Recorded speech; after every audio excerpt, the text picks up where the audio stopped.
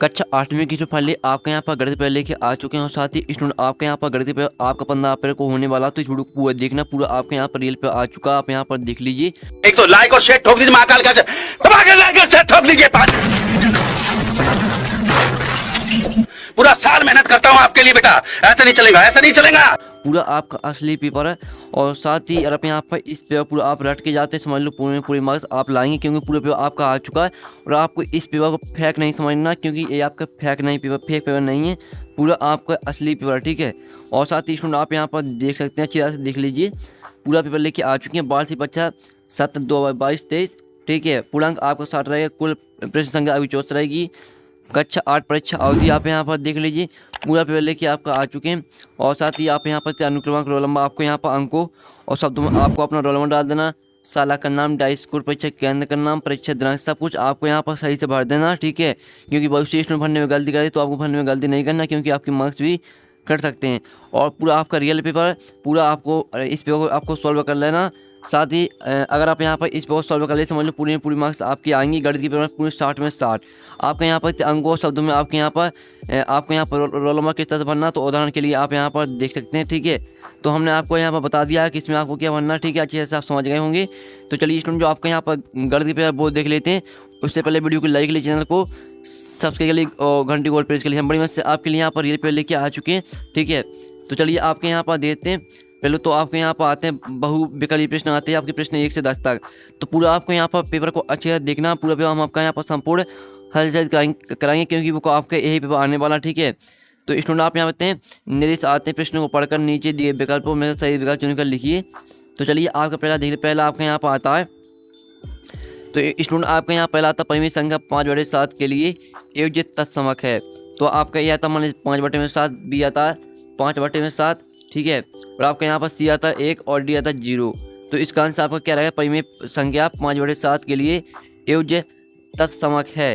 तो इसका आंसर आपको हो जाएगा -5/7। आपका यहाँ पहले का आपका ये आंसर हो जाएगा -5/7। तो अच्छे से याद कर लीजिए, को आपका यही पेपर आएगा, हम इसकी आपको 100% गारंटी दे सकते हैं, ठीक है। तो चलिए आपका पहला हमने करा दिया, पहला आपने अच्छे से याद भी कर लिया होगा। अब चलिए आपके यहाँ पर दूसरा आता है, ठीक है स्टूडेंट, आपके यहाँ पर दूसरा आता है।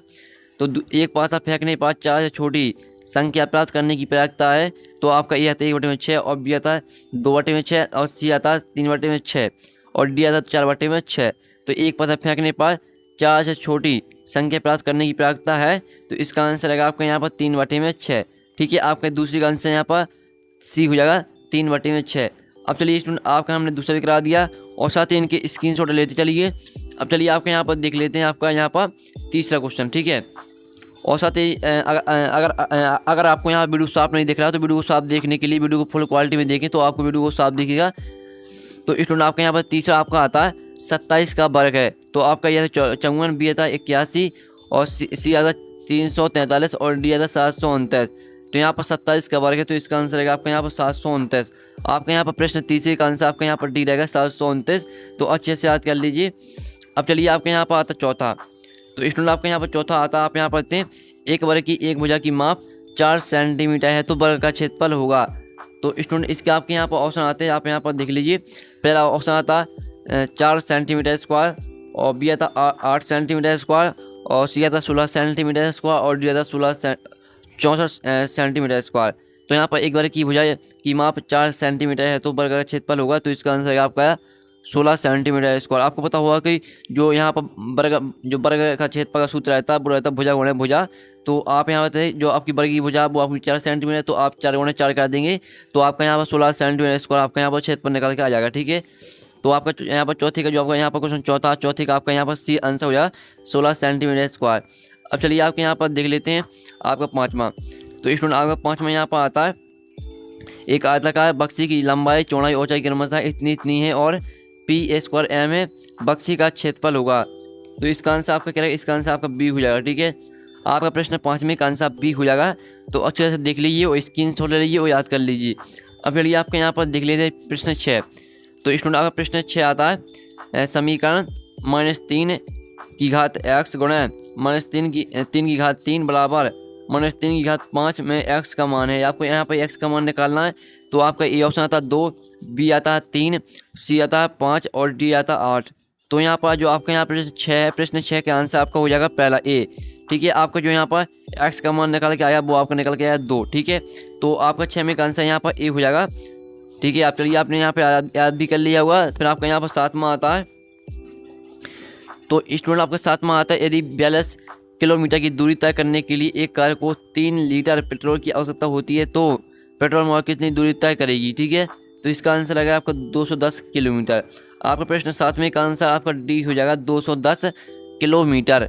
अब चलिए आपके यहाँ पर देख लेते हैं 8वां। आपने 7वां अच्छे से याद कर लिया होगा। 8वां आपका यहाँ पर आता है 24xy² जेड की घात 3 भागे 6y/z² का मान है। तो आपको यहाँ पर इतने में आपको इतना का भाग देना, तो इसके जो आपका आंसर निकल के आएगा वो आपका हो जाएगा बी 4xyz। ठीक है, आपका प्रश्न 8वें का आंसर आपका 4xyz आपका यहाँ पर आंसर रहेगा, यानी आपका प्रश्न 8वें का आंसर आपका बी हो जाएगा 4xyz। तो अच्छे से याद कर लीजिए।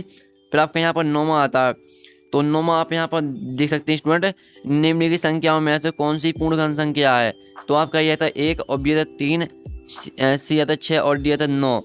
तो इसका जो आपका आंसर रहेगा निम्नलिखित संख्याओं में से कौन सी पूर्ण घन संख्या, तो इसका आंसर आपका 1 हो जाएगा, यानी आपका 9वें का आपका ए आंसर हो जाएगा करेक्ट। ठीक है, तो हमने आपका 9वां भी करा दिया और इसका स्क्रीनशॉट ले लीजिए। आप चलिए आपका 10वां देख लेते हैं। तो स्टूडेंट आपके यहाँ पर 10वां आता। ठीक है, आप यहाँ पर एक थैले में 3 लाल एवं 4 नीले कंचे हैं। थैले में से बिना देखे कंचा निकालने पर नीले रंग का कंचा प्राप्त करने की प्राप्तता है। तो इसका आंसर आपका क्या रहेगा, इसका आंसर रहेगा आपके यहाँ पर जो स्टूडेंट आपका इसका आंसर रहेगा आपको यहाँ पर नीले कंचे प्राप्त करने की प्राप्तता है। ठीक है, तो आपको इसका आंसर रहेगा आपके यहाँ पर 4/7। आपका यहाँ पर प्रश्न 10वें का आंसर आपका 1 हो जाएगा 4/7। ठीक है, अच्छे से याद कर लीजिए। अब चलिए स्टूडेंट आपके यहाँ पर देख लेते हैं। तो स्टूडेंट जो आपके यहाँ पर दिए थे बहुविकल्पी प्रश्न वो हमने करा दिए। प्रश्न 1 से लेकर 10 तक पूरा आपका रियल पेपर है। ठीक है, और लघु उत्तर प्रश्न आते प्रश्न 11 से 20 तक। तो आपके निर्देश आते नीचे दिए प्रश्नों को हल कीजिए। तो आपका प्रश्न 11 समीकरण हल कीजिए 2/3 x + 3 = 5। इसको आपको हल करना, आप यहाँ पर देख लीजिए। साथ ही जो इनका आंसर हम वो भी बताएंगे, पहले तो आप स्क्रीनशॉट ले लीजिए। फिर आपके यहाँ पर आता 12वां क्वेश्चन, एक समबहुभुज के प्रत्येक कोण बाएं कोण की माप 24 डिग्री है, बहुभुज की भुजाओं की संख्या ज्ञात कीजिए। ठीक है, देख लीजिए। फिर आपके यहाँ पर आता है 13वां क्वेश्चन, एक विद्यालय की प्रार्थना सभा में कुल 225 छात्र सम्मिलित हैं। प्रार्थना सभा की प्रत्येक पंक्ति में उतने ही विद्यार्थी हैं जितनी पंक्तियों की संख्या ज्ञात कीजिए। यह प्रश्न 13। जल्दी से स्क्रीनशॉट लीजिए, साथ ही इनका आंसर भी हम बता देंगे आपको। और फिर आपका 14वां आता है, एक व्यक्ति गीली मिट्टी का एक घना बनाता है जिसकी भुजाएं 12 सेंटीमीटर, 9 सेंटीमीटर और 8 सेंटीमीटर है। एक पूर्ण घन बनाने के लिए ऐसे कितने घनाओं की आवश्यकता होगी, आपको बताना। ठीक है, फिर आपका 15वां आता है, एक फल विक्रेता के पास 50 किलोग्राम फल है जिसमें से 30% अनार और शेष अमरूद हैं। अमरूद की मात्रा ज्ञात कीजिए। आपको 15वां क्वेश्चन जल्दी से स्क्रीनशॉट आप ले लीजिए। और 16वां आता गुणा कीजिए, आपको इतने गुणा करना। ठीक है, आप यहाँ पर देख सकते हैं। और फिर आपका प्रश्न 17 आता है, सूर्य की औसत त्रिज्या। ठीक है, यहाँ पर 69,000। ठीक है, आप यहाँ पर देते हैं सूर्य की औसत त्रिज्या, आप यहाँ पर 69,005 किलोमीटर है। सॉरी, आपके यहाँ पर सूर्य की औसत त्रिज्या आपकी 6,95,000 किलोमीटर है। इस त्रिज्या को मानक रूप में लिखिए। ठीक है, अब चलिए आपके यहाँ पर 18वां क्वेश्चन देख लेते हैं। 18वां क्वेश्चन आप यहाँ पर आपको साफ नहीं दिख रहा होगा, तो अच्छी तरह से देखिए, आपको साफ दिखे। फिर आपको 19वां क्वेश्चन आता है, आपको यहाँ पर गुणनखंड कीजिए। ठीक है, फिर आपको 20वां आता है, 20वां क्वेश्चन देख लीजिए। ये आपका 20वां क्वेश्चन, जल्दी से आप स्क्रीनशॉट ले लीजिए, आपका 20वां क्वेश्चन है।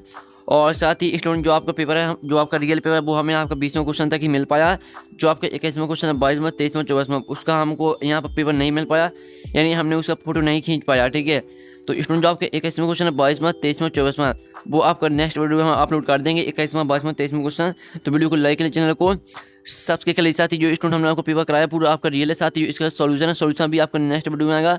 तो हम नेक्स्ट वीडियो में मिलते हैं, टेक इन, बाय बाय।